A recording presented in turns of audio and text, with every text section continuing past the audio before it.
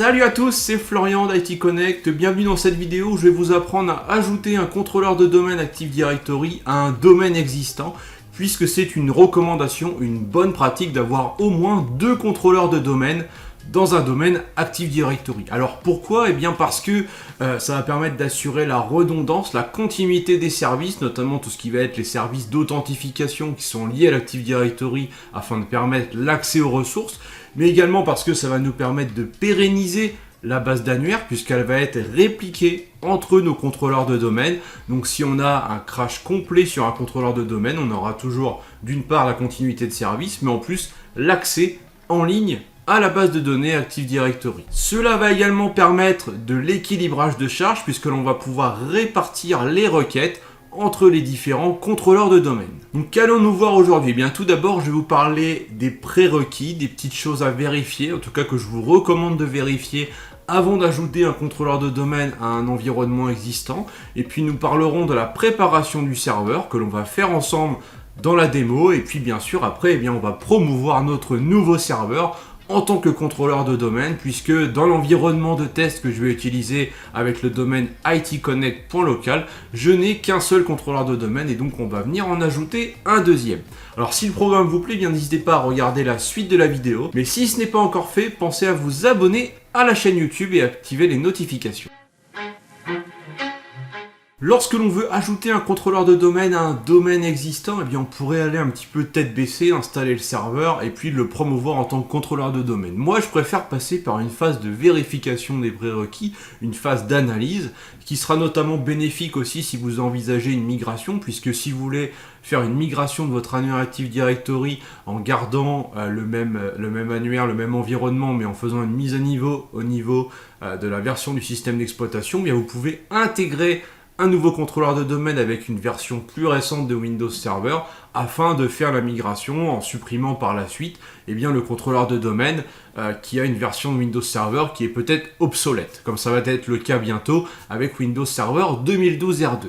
Donc il va falloir tout d'abord définir le système d'exploitation du nouveau serveur, ce qui est lié directement à la notion de niveau fonctionnel du domaine et de la forêt, puisque dans un environnement Active Directory, le niveau fonctionnel permet de déterminer les fonctionnalités de l'Active Directory auxquelles on a accès, mais également les systèmes d'exploitation que peuvent exécuter les contrôleurs de domaine.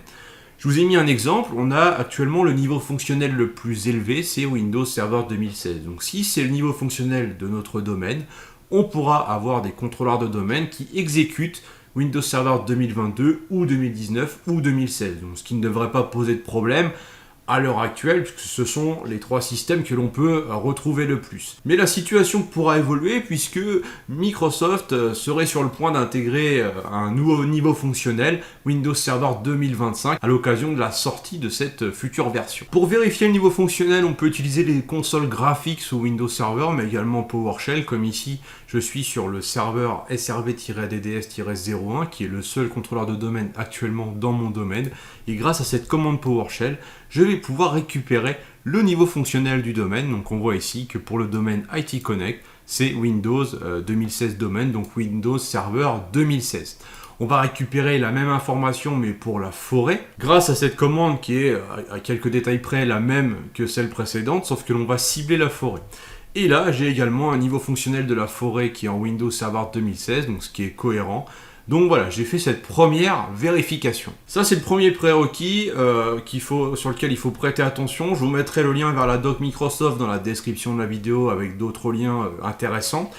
La seconde grande étape, c'est vérifier l'état de santé de l'Active Directory, puisque avant d'agir sur l'Active Directory, avant de venir ajouter un contrôleur de domaine, il est préférable de vérifier son état de santé, de vérifier qu'il n'y ait pas d'erreur importante et de vérifier qu'en fait on va agir sur un environnement qui est sain, qui est en bonne santé.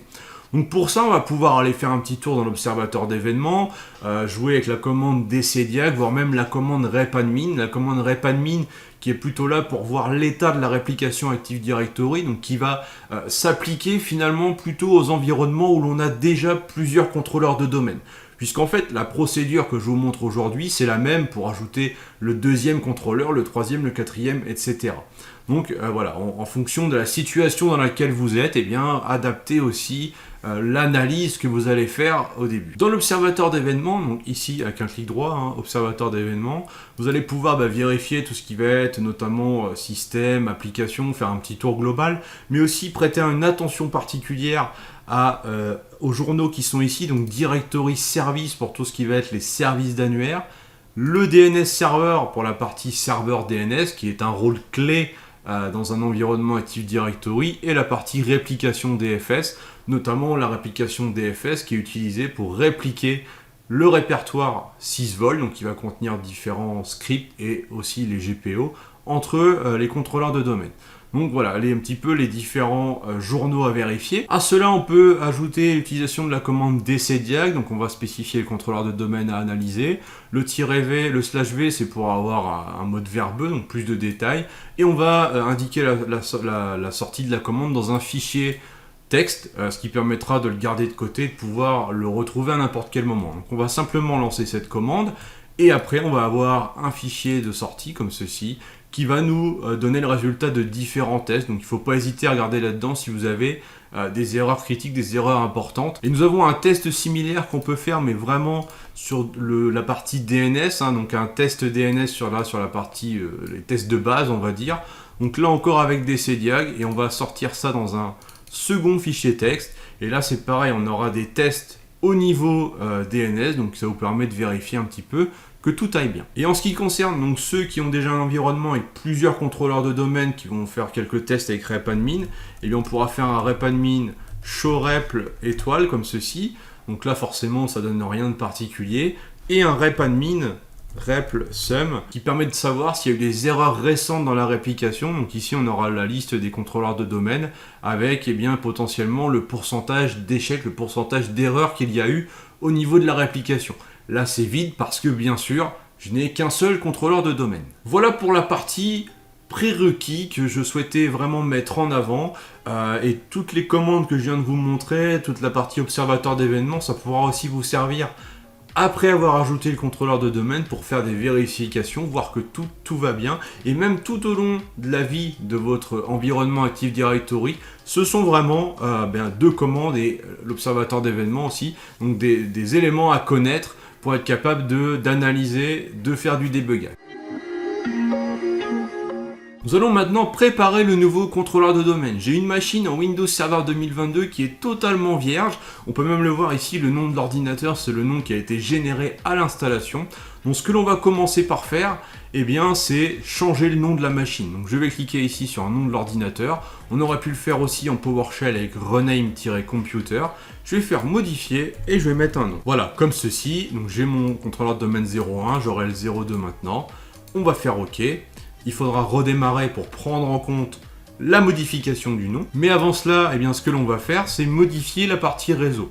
On peut y accéder aussi directement ici en cliquant sur adresse IP v4 attribuée par DHCP.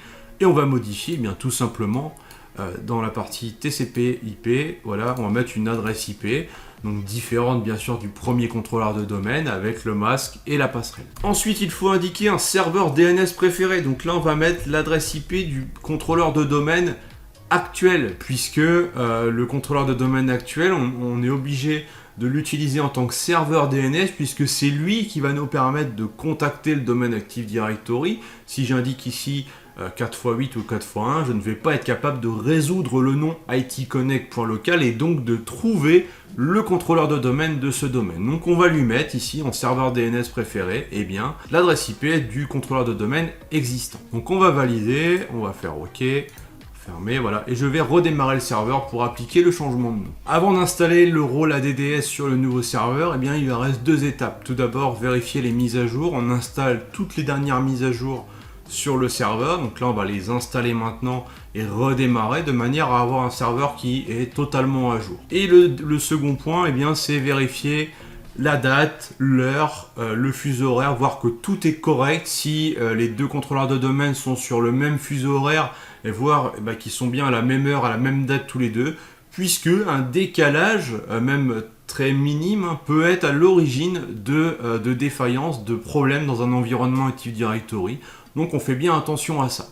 Une fois que tout ça est fait, on va pouvoir commencer par installer le rôle ADDS sur ce serveur.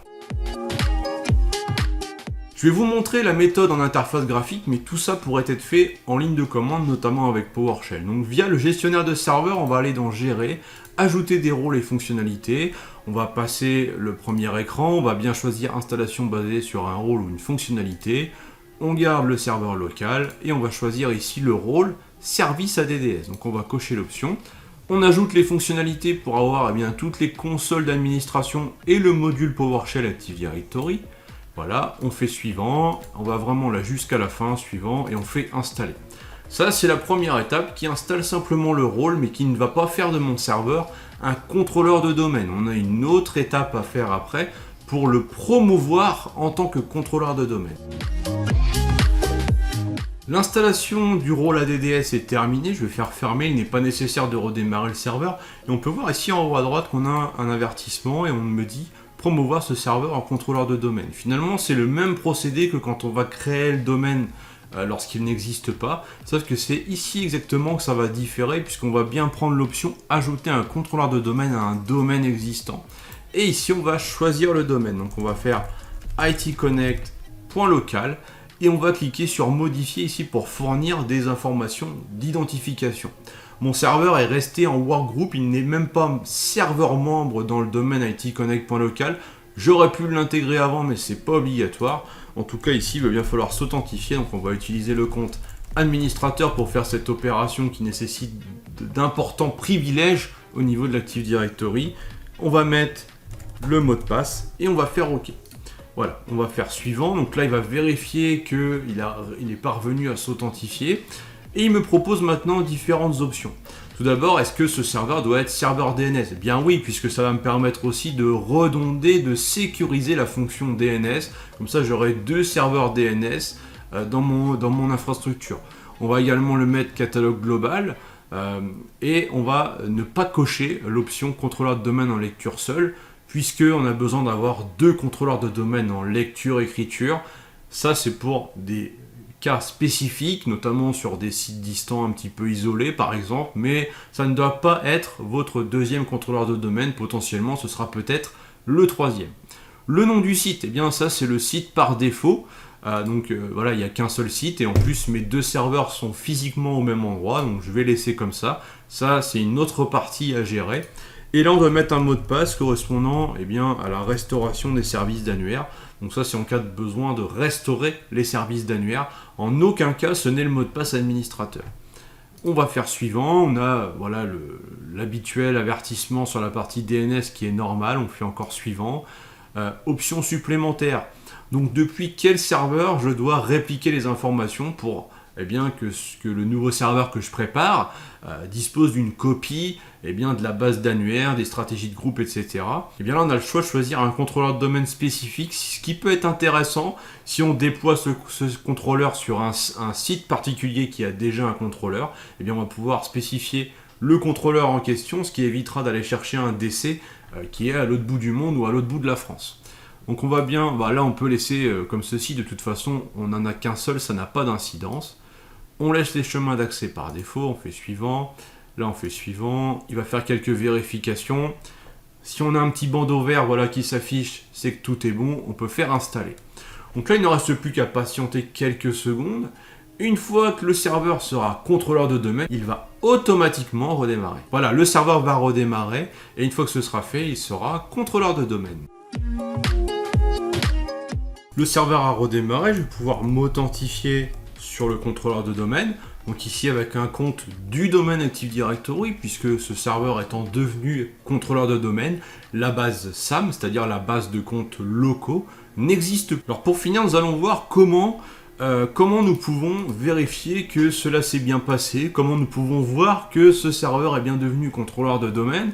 Eh bien tout d'abord, je vais aller dans utilisateur et ordinateur Active Directory, donc la console qui me permet de parcourir la base d'annuaire, et ici dans l'OU domaine contrôleur qui référence les différents contrôleurs de domaine, j'ai bien mes 2 serveurs, donc celui-ci c'est le nouveau. Donc déjà, il est bien là, il est bien reconnu en tant que contrôleur de domaine. Je peux aussi m'appuyer sur PowerShell avec la commande get-ad domain controller. Je lui spécifie un nom de contrôleur de domaine et il va me sortir les informations qu'il a à son sujet. Donc, ce qui me montre bien voilà, que le contrôleur de domaine est bien connu. J'ai différentes informations, le nom complet, l'adresse IP, etc.